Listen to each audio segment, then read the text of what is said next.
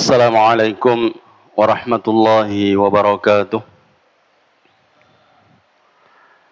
Bismillah walhamdulillah wassalatu wassalamu ala rasulillah alaihi afdalus salati wa atammut taslim wa la hawla wa la quwata illa billahil aliyyil azim. Wa ba'd, hadirin wal hadirat rahimani wa rahimakumullahu jami'an. Pada pertemuan yang lalu kita telah menjelaskan kaidah yang keempat, yaitu ad-dararu yuzal, dan pada di bawah kaidah besar ini ada dua kaidah yang kita baca, yaitu ad-daruratu tubihul mahdhurat dan kaidah ma ubiha lid-darurati yuqaddaru biqadariha.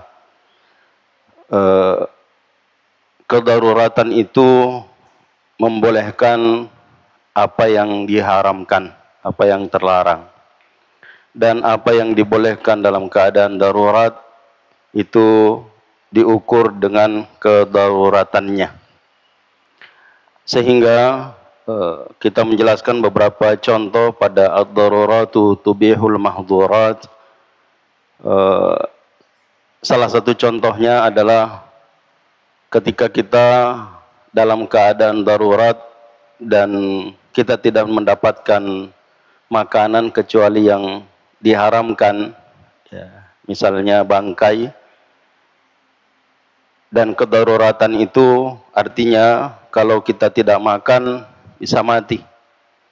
Maka kemudaratan ini atau kedaruratan ini membolehkan kita memakan apa yang diharamkan itu atau yang dilarang tadi.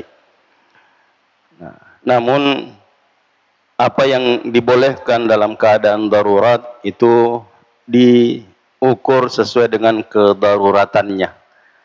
Sehingga ketika kita mendapatkan makanan yang seharusnya tidak boleh dimakan tapi karena terpaksa maka kita makan, ya, itu tidak boleh melampiaskan hawa nafsu, tapi cukup memakan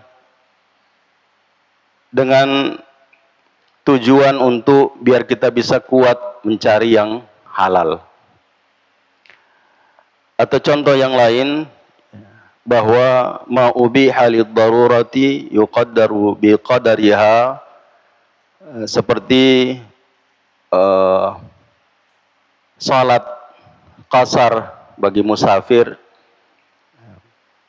Itu ketika dia sudah kembali dari safarnya maka tidak boleh mengqasar lagi.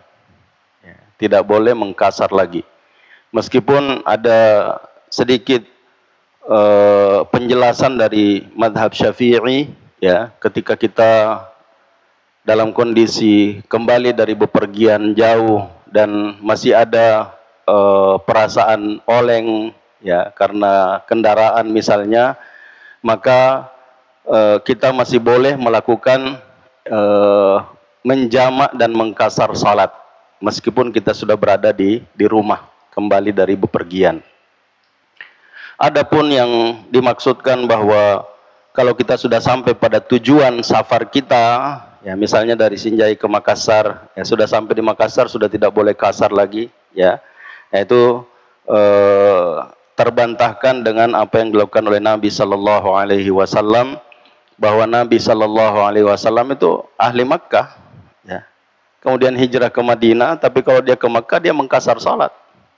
Ya, dia menjamak dan mengqasar salat di Mekah. Yang kedua dari ma ubiha lid-darurati yuqaddaru biqadariha, ya, yang kita berikan contoh pada pertemuan yang lalu adalah berwudu, ya, berwudu.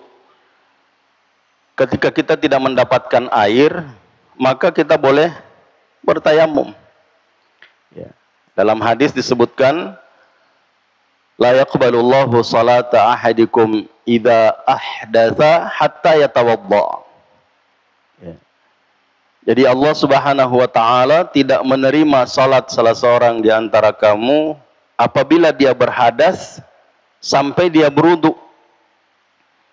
Ya. Artinya kalau dia tidak berwudu, ya, dalam kondisi dia berhadas, tidak boleh dia, ya, melakukan sholat. Kalau dia melakukan sholat dalam kondisi seperti itu, maka sholatnya tidak diterima.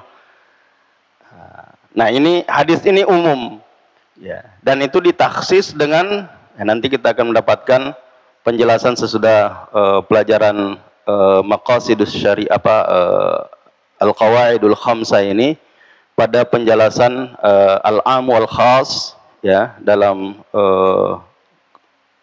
koridor usul fiqih. Nah, jadi ada disebutkan bahwa dalam hadis ini, ya, karena ada yang disebutkan dalam taksis itu ada taksis muttasil, ada taksis munfasil, ada taksis muttasil yang istisna, ya, taksis muttasil itu ada 4, taksis munfasil ada 6, bahkan ada yang mengatakan 8.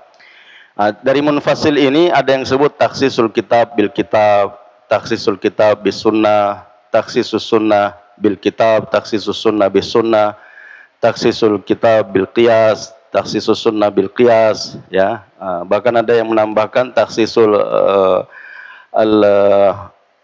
al-kitab bil ijma', ya, takhsisus sunnah bil ijma' dan seterusnya.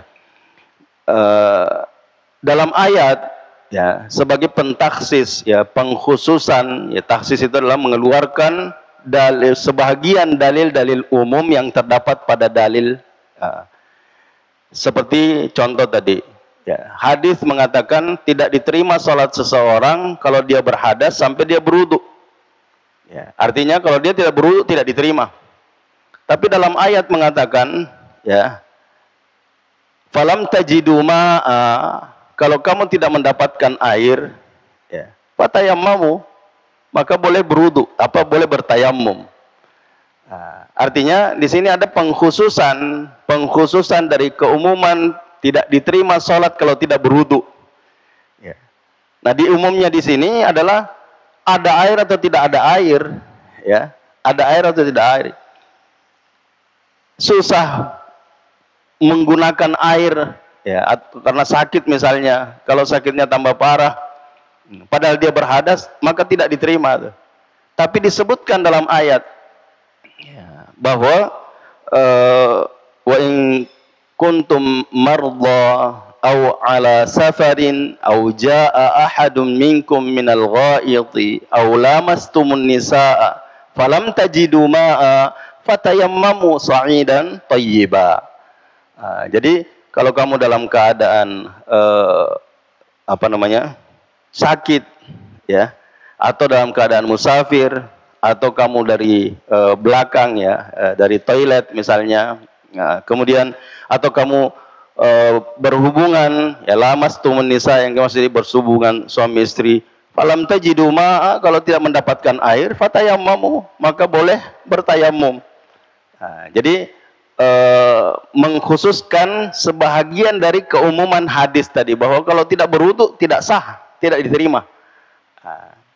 Tapi karena ketidakmampuan, maka boleh bertayamum. Ketidakmampuan ini disebabkan karena tidak ada air, atau ada air tapi tidak mampu menggunakan air, misalnya sakit. Kalau sakit dia menggunakan air, maka bisa bertambah parah, ya, seperti contoh kasus sahabat yang dalam peperangan terluka, kemudian dia mengatakan kepada sahabat, adakah yang bisa memberikan rukhsah, kelonggaran bagi saya untuk tidak mandi, ya. Beliau dalam keadaan janabah, ya, lalu sahabat mengatakan, oh tidak ada, kalau junub mandi mandi meninggal. Nah, setelah sampai berita ini kepada Nabi Sallallahu Alaihi Wasallam, Nabi Sallallahu Alaihi Wasallam mengatakan, qataltumuh, kamu membunuh dia, kamu membunuhnya. Kenapa tidak bertanya, ya? Kenapa tidak bertanya? Kalau kau tidak tahu, bilang, oh saya tidak mengetahui, ya. Apakah ada pembenaran, ya? Tapi langsung dikatakan, oh, tidak bisa, tidak boleh tidak mandi. Kalau junub harus mandi, ya.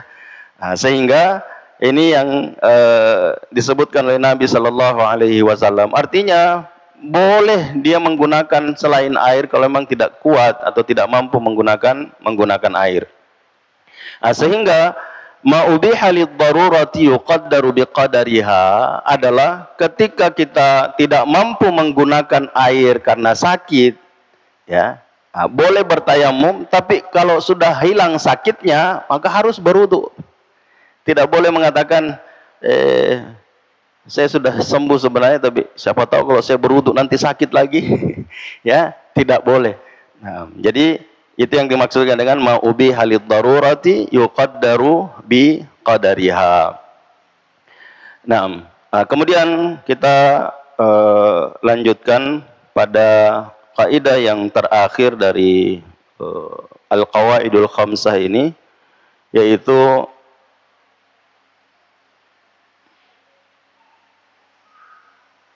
al-'adah muhakkamah.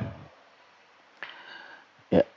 Adah atau adat, ya, adat kebiasaan itu bisa dijadikan sebagai hukum. Ya, adat yang dimaksud adat di sini kebiasaan yang dilakukan dan kalau melanggar itu ada hukumannya. Ya, ada hukumannya yang disebut dengan hukuman adat. Ya, hukuman adat. Tapi kalau kebiasaan, ya kebiasaan yang biasa kita lakukan kalau dilanggar tidak ada hukumannya, itu kebiasaan biasa. Ya, kebiasaan biasa. Tapi kalau adat, ya, adat kebiasaan yang bisa dijadikan hukum, itu dalil pengambilan kaidah ini dari perkataan sahabat Nabi Sallallahu Alaihi Wasallam atau asar sahabat, yaitu Abdullah bin Mas'ud radhiyallahu anhu, ya, mengatakan ma ra'ahul muslimuna hasanan fa huwa 'indallahi hasanun. Apa yang dilihat atau dianggap baik oleh seorang muslim, maka menurut Allah Subhanahu wa taala adalah baik.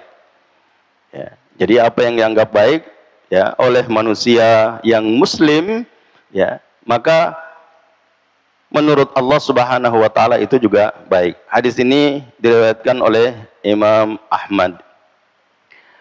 Nah, kemudian dasar penetapan adat. Ya, dasar penetapan adat itu apakah bisa dijadikan sebagai dasar bahwa dia adalah adat kalau perbuatan itu hanya dilakukan sekali, ya, atau harus berulang-ulang? Atau berulang kali dan sudah menjadi kebiasaan yang memang sudah orang menganggap bahwa itu adalah kebiasaan yang tidak berubah lagi. Jadi itu yang disebutkan oleh ulama bahwa, dan yang saya kuatkan adalah adat itu adalah kebiasaan yang sudah tidak berubah-ubah dan ada penglegalan, pembenaran, bukan hanya satu pihak saja. Ya, bukan hanya satu pihak. Salah satu contohnya yang kebiasaan, karena adat itu di setiap tempat berbeda, ya, di setiap tempat berbeda. Contoh misalnya kebiasaan di kampung yang pernah saya tempati, ya, di Maros itu ada kebiasaan orang bahwa buah yang jatuh dari pohonnya, ya, buah yang jatuh dari pohonnya bukan dengan sengaja, ya lain hanya kalau dilempar jatuh, itu yang tidak boleh. Itu boleh dipungut oleh orang yang lewat, boleh diambil. Itu kebiasaan dan itu sudah menjadi kesepakatan gitu, ya, sudah diketahui umum. Kecuali kalau ada yang memang tidak membenarkan buahnya diambil. Ya. Nah, caranya bagaimana untuk mengetahui? Pohon yang berbuah itu dipagari, ya, dipagari. Nah, jadi kalau yang jatuh dalam pagar tidak boleh diambil, tapi kalau di luar pagar boleh, ya, boleh. Dan ini ada satu cerita, dan cerita ini bisa menjadi apa namanya bahan, ya, bahan untuk kita, ya. Ada seorang ulama, ya, ada seorang ulama menanam pepaya di perakarangan rumahnya, ya, yang berdekatan dengan pagar. Buah yang di luar pagar, yang keluar pagar itu lebat buahnya, yang di dalam sedikit. Padahal sudah menjadi kebiasaan kalau di luar pagar boleh diambil. Ya, orang umum boleh memetiknya. Tapi kalau di dalam tidak.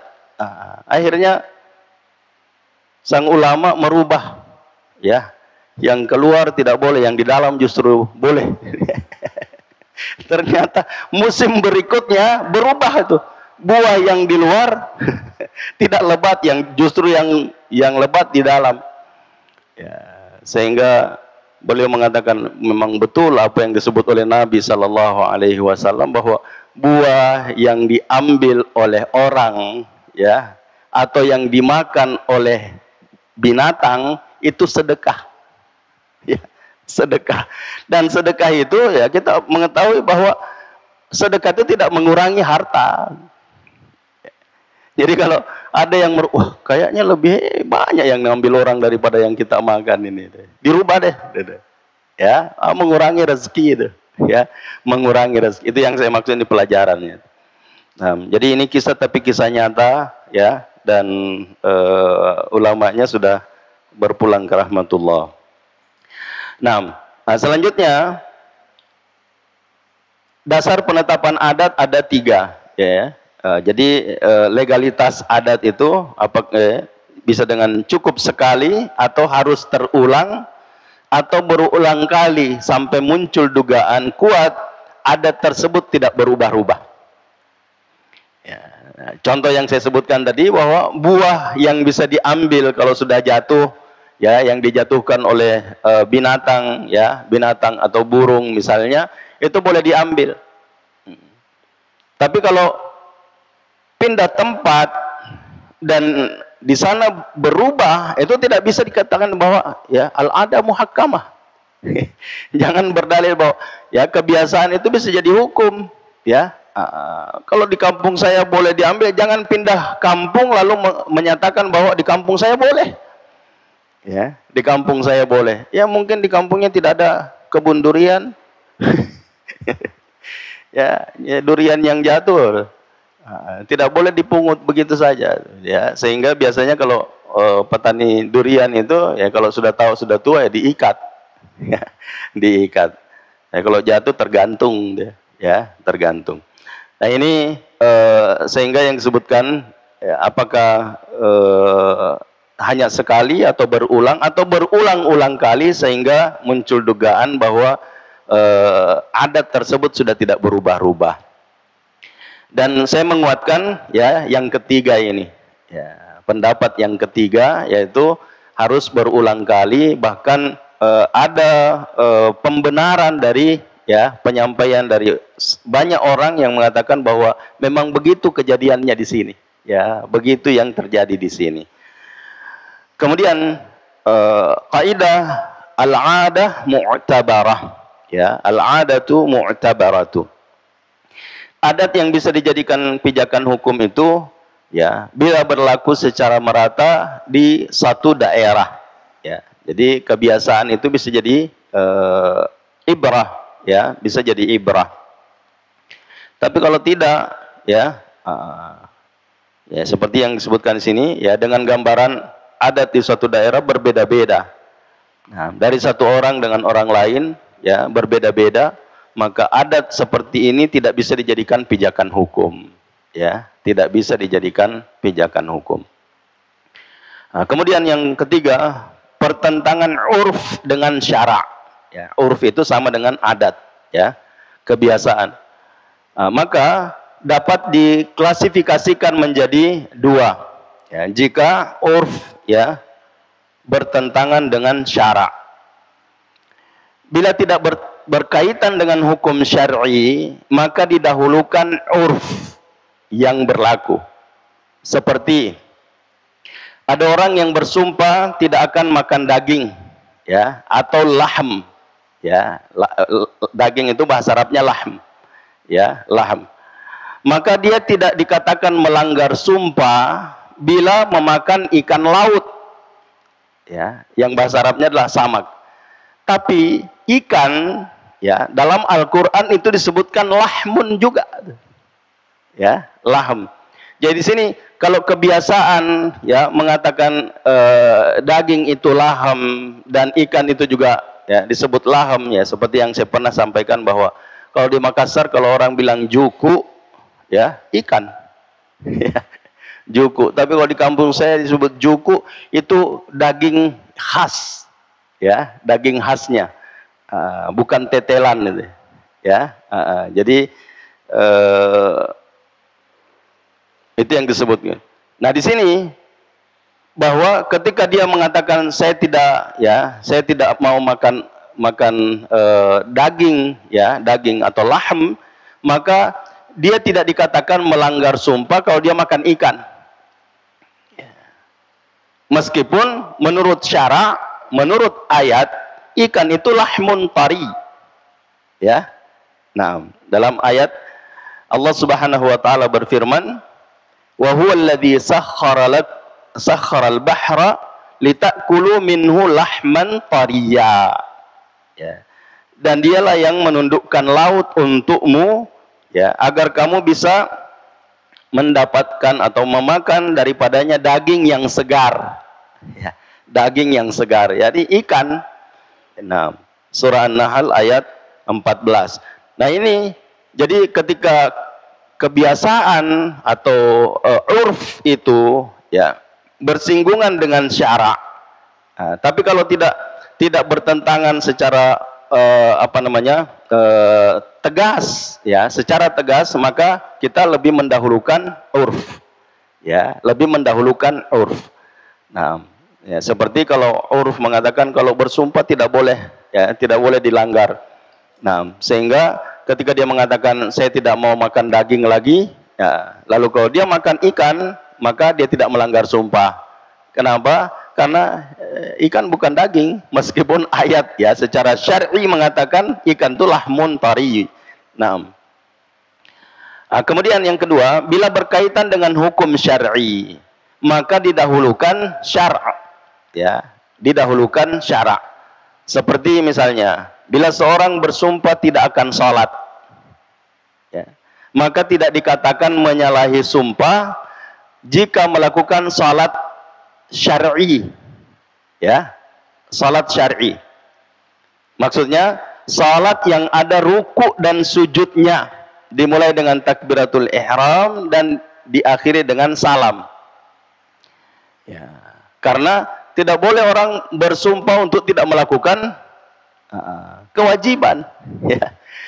Itu harus dibatalkan. Tapi kalau yang dimaksud saya tidak mau lagi salat, yang disebutkan salat adalah doa, ya, doa, karena misalnya berdoa di tempat ini terlarang, ya, maka dia bersumpah demi Allah saya tidak akan berdoa lagi di sana, ya, saya tidak akan sholat lagi di sana. Nah, jadi kalau dia melakukan sholat, ya, yang orang menurut pemahaman, ya, urf, bahwasanya sholat yang dimaksud adalah sholat yang ibadah kepada Allah, yang padanya ada perkataan, bacaan khusus, gerakan khusus, yang dimulai dengan takbiratul ihram dan diakhiri dengan salam, ya. Nah, kalau dia melakukan seperti itu, maka dia tidak dianggap melanggar sumpah, ya, dia tidak dianggap melanggar sumpah. Kemudian yang keempat, mayoritas ulama mengunggulkan pendapat yang tidak menempatkan adat pada posisi syarat, ya. Jadi dengan contoh baru bisa kita pahami ini. Berikut ini beberapa contohnya. Bila adat atau tradisi membolehkan penggunaan barang gadaian oleh orang yang menerima gadai, ya, apakah tradisi ini bisa diposisikan sebagaimana syarat, ya, sehingga merusak atau membatalkan akad gadai? Ya. Maksudnya orang menggadaikan itu, ya, menggadaikan barangnya. Lalu orang yang menerima gadai itu menggunakan barang gadaian, ya, apakah ini menjadi syarat? Ya. Kalau tidak, maka batal itu. Ya, batal gadai itu. Nah, Nah, mayoritas ulama mengatakan tradisi tersebut tidak menempati posisi syarat yang berdampak membatalkan akad gadai. Ya. Nah, cuma memang perlu diluruskan itu. Ya. Karena kebanyakan di kita bahwa itu karena dia menggadaikan berarti itu sudah milik saya. Tuh. Ya. Jadi misalnya ada orang mengambil uang ya sebagai jaminannya adalah tanah, ya, sawah, ya. Maka orang yang menerima ini, ya, itu menanam. Yang kemudian nanti ketika dibayar, dikembalikan uangnya, ya, ambil barangnya, bukannya pembayarannya lebih itu, ya, kan lebih. Ini bisa jadi riba, tuh. Ya. Misalnya dia ambil 10 juta. 10 juta. Ini barang deh, pegang deh sebagai jaminan. Ya. Lalu orang yang menerima itu menggunakan sawah itu ditanami, yang kemudian menghasilkan. Berarti dia mendapat sesuatu dari situ. Nanti ketika uangnya dikembalikan 10 juta, ngambil barangnya, ya, berarti dia dapat kelebihan gitu. Dapat kelebihan. Nah, apakah ini menjadi syarat dalam gadai atau tidak? Kalau tidak, maka batal gadai itu. Ya, makanya perlu diperjelas. Ya, perlu diperjelas. Makanya disebutkan dalam hadis itu bahwa orang yang menggunakan barang gadaian, ya, kalau rusak ditanggung pemakai. Ya, ditanggung pemakai. Sama, ya, sama. Kendaraan sama. Misalnya dia pinjam uang, ya, jaminannya mobil atau motor, ya, motor. Nah, ketika Anda menggunakan motor itu, ya, lalu tabrakan, ya, Anda yang tanggung. Jangan bilang, kan Anda menyerahkan ke saya, ya. Anda menggunakannya lalu rusak, Anda yang memperbaiki, ya. Nah, lain halnya kalau misalnya, ya, Anda menyimpan lalu kemudian barang itu rusak, terbakar misalnya, ya, ini di luar kemampuan kita, ya, di luar kemampuan kita. Nah, itu contoh, ya, contoh apakah dia menjadi syarat, ya, kalau tidak maka bisa membatalkan. Yang kedua, bila berlaku adat orang berhutang melebihkan jumlah pengembalian, apakah adat ini menempati posisi syarat, ya, sehingga hutangnya haram? Ya, misalnya kalau saya mau pinjam uang, boleh, tapi kembaliannya sekian, ada syaratnya, batal, ya, batal. Nah, tapi kalau tidak dipersyaratkan, ya, tidak dipersyaratkan, pendapat yang lebih sahih adalah ketika orang mengembalikan, misalnya saya pinjam 10 juta, ya, saya pinjam 10 juta, lalu saya melebihkan 10 juta 500 misalnya, ya, 500-nya uang, ya, terima kasih. Ya, terima kasih. Tidak ada kaitannya dengan utang piutang, tapi saya bersyukur sekali ada yang kasih pinjam, ya. Bayangkan kalau saya dulu tidak dikasih pinjam, makanya ada hadis yang mengatakan, ya, bahwa memberikan pinjaman itu terkadang lebih utama daripada memberikan, ya, memberikan sedekah. Ya, kalau orang kasih sedekah, bisa jadi orang yang terima tidak butuh. Ya, kalau orang pinjam, dia pasti butuh. Maka memberikan pinjaman itu bisa lebih utama daripada memberikan sedekah atau hadiah. Nah, saya kembali dulu sedikit kepada gadaian tadi, ya, barang gadai. Ya, kecuali kalau misalnya sawah tadi, ya, kita pakai, ya, hasilnya dibagi, ya, dibagi.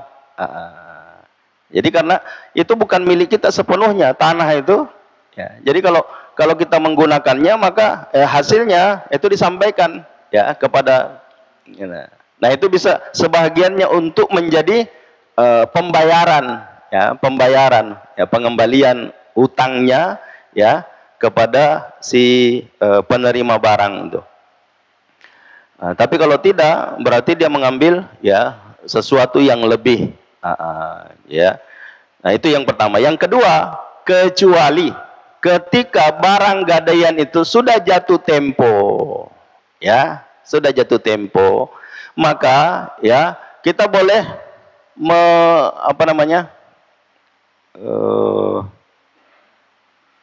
melelang, ya, kita bisa melelang, tapi dengan harga pasaran.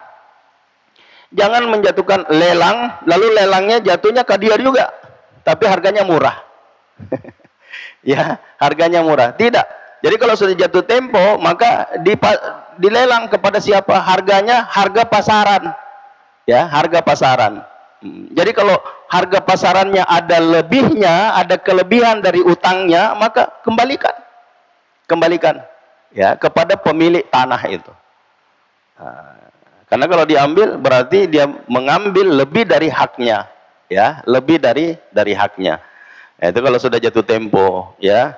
Nah, tapi kalau belum, maka tidak boleh digunakan, ya, kecuali dengan izinnya, dan itu ada persyaratannya, ya, ada persyaratannya. Nah, jadi pendapat yang asah, ya, menyatakan adat tersebut tidak menempati posisi syarat sehingga hutangnya tidak bisa dihukumi haram.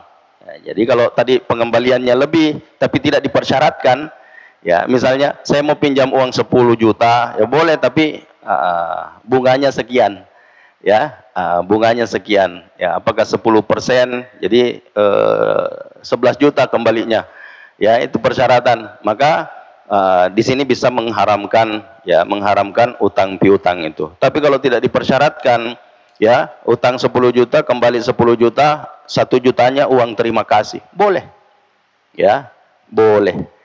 Nah, begitu juga ada sebahagian di antara kita yang biasa mengatakan bahwa uang bank itu haram, ya, uang bank itu haram, sehingga ketika seseorang memberikan uang, kalau dia bertanya, ini dari bank atau dari mana? Ya, kalau bilang dari bank, saya tidak terima.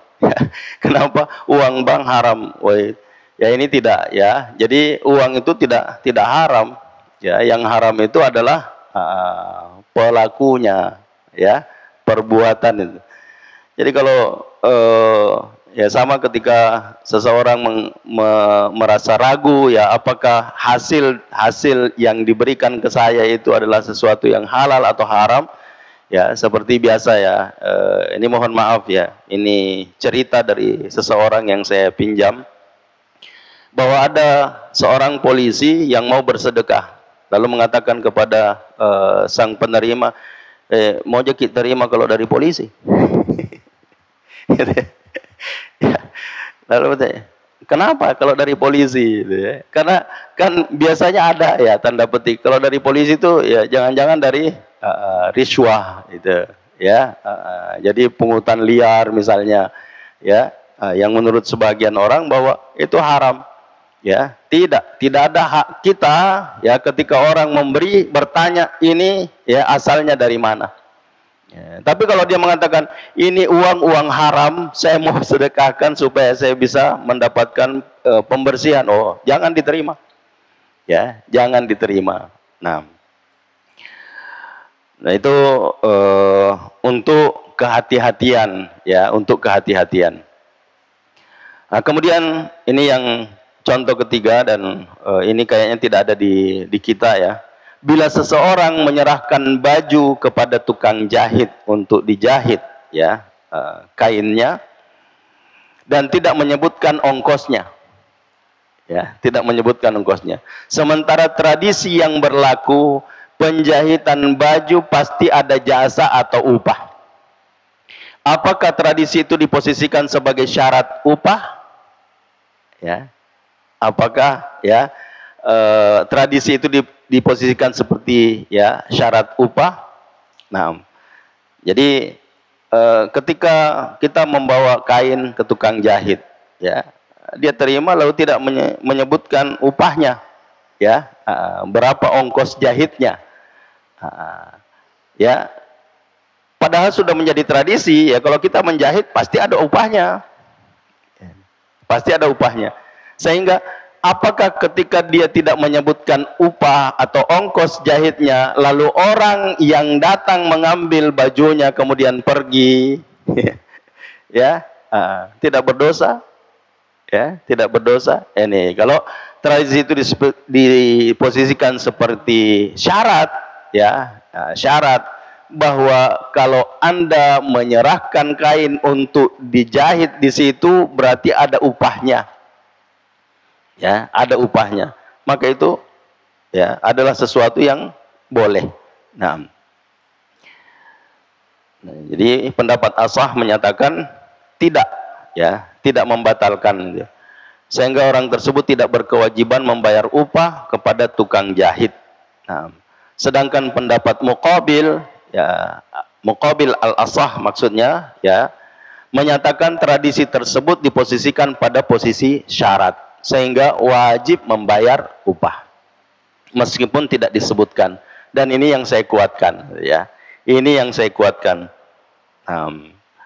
ya, karena kalau ini yang diberlakukan, maka terkadang kita seperti yang biasa disebutkan oleh orang-orang dengan bahasa, ya, bahasa untuk menghindari hukum, ya, untuk menghindari hukum.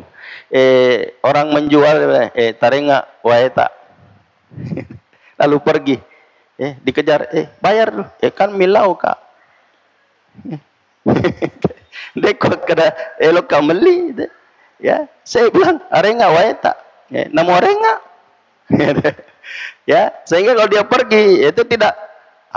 Tapi kalau ada bahwa permintaan di tempat penjualan itu berarti harus dibayar, ya. Nah, itu yang saya kuatkan, karena pendapat ulama yang mengatakan bahwa pendapat yang kuat, ya, yang kuat adalah ketika dia tidak menyebutkan harga, ya, berarti boleh dibawa tanpa bayar.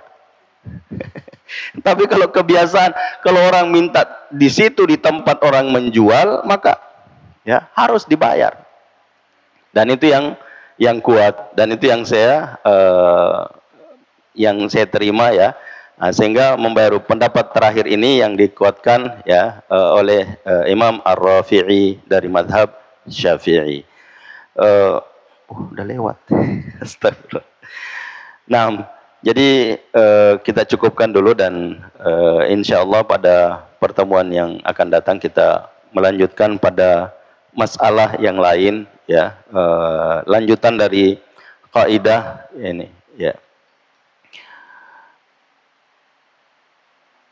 Oke, kita tutup dengan doa kafaratul majlis. Subhanakallahumma bihamdik, asyhadu an la ilaha illa ant, astaghfiruka wa atubu ilaik. Hadanallahu wa iyyakum ajma'in, wal afwu minkum. Wassalamualaikum warahmatullahi wabarakatuh.